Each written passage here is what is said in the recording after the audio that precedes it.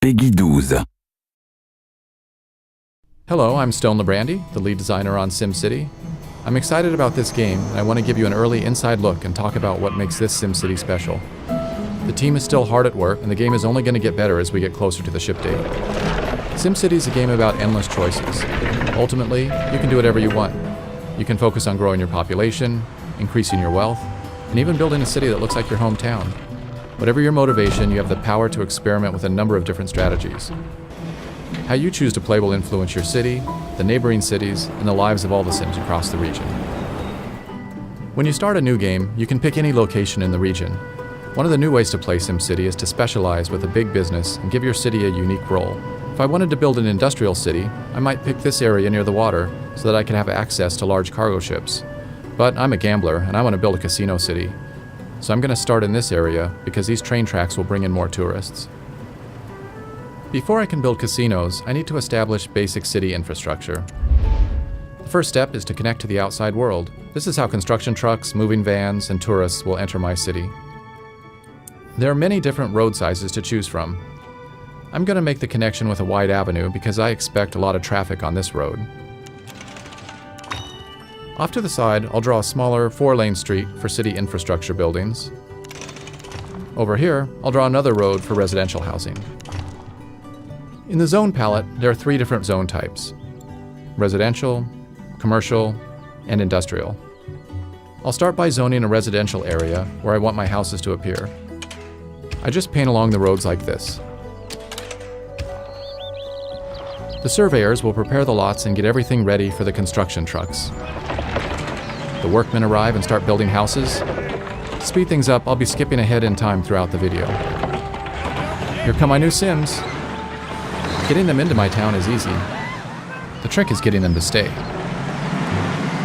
All Sims need 2 things: money and happiness. I'll start with the money first. Sims need jobs in order to make money. A simple way to create jobs is to build some factories. Factories also generate tax revenue, which will help me pay my city's bills. I zone for industrial just like I did for residential.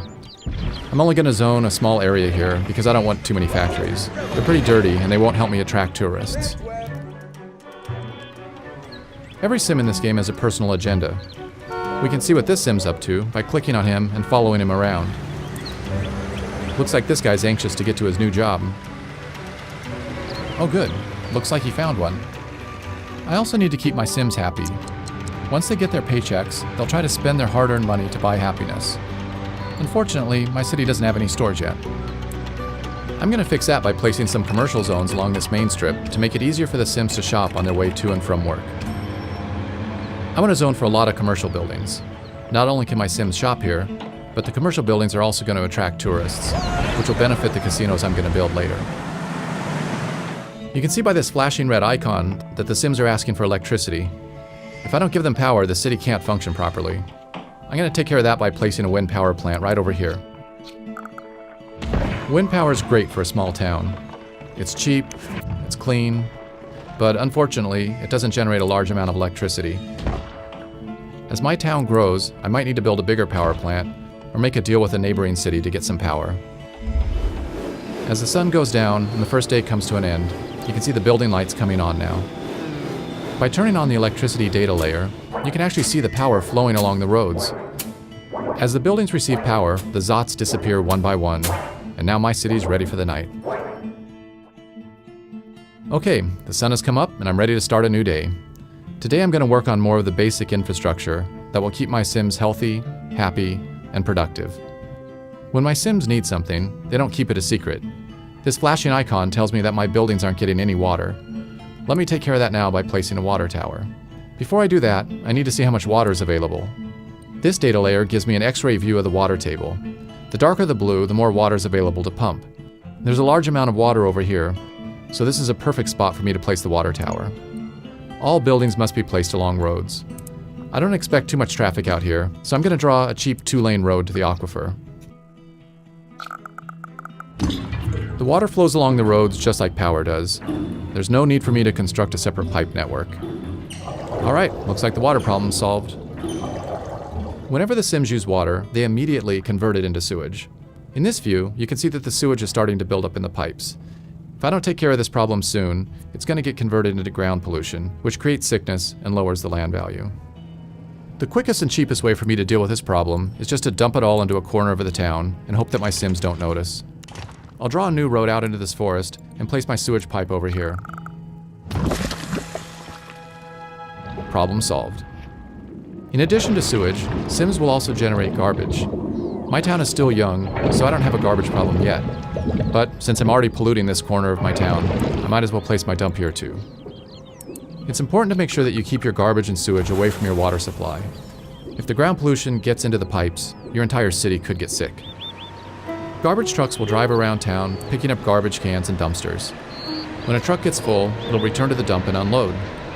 Eventually, the dump is going to fill up, and then I'll either have to expand it or start burning the garbage.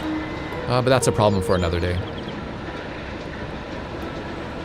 I also need to keep my city safe, and my casinos are going to attract a lot of criminals. I could wait until the crime becomes a problem, but it's usually smarter to be prepared ahead of time.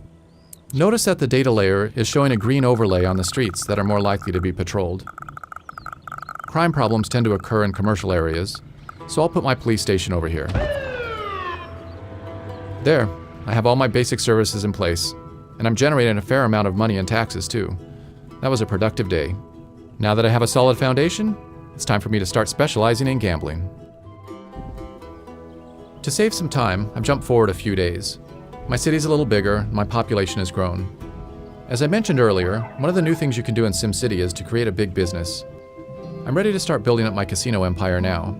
Casinos can generate large profits, but only if you can get enough tourists through the door. I can't immediately start building a fancy Las Vegas strip. Like everything else in SimCity, I'm gonna have to earn it by starting small and then working my way up to greatness. Each casino caters to a different wealth class of tourist. These casinos cater to lower class, these to middle class, and these to upper class. I only have enough money to place this small gambling hall, but if I can make it profitable, then I'll be able to unlock bigger and more expensive casinos and attract wealthier tourists. Right now, I just need to focus on getting as many tourists into this casino as possible. The regional road will bring in some tourists, but not enough for me to guarantee a big profit. To increase the flow of tourists, I need to provide an alternative mode of transportation into this city. There are several options available to me. Since we already have rail running through the city, this is an easy decision for me to make. I'm going to go with trains. I'll place my train station here to provide tourists easy access to my gambling hall. Tourists will go to any commercial building in my city, but I want to encourage them to gamble, not spend their money on souvenirs and restaurants. Now, I need to connect my station up to the main rail line. This is similar to how I draw a road.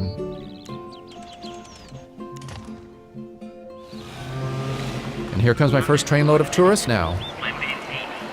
Looks like my little gambling hall is a hit. I'm already making a profit, and things are looking good.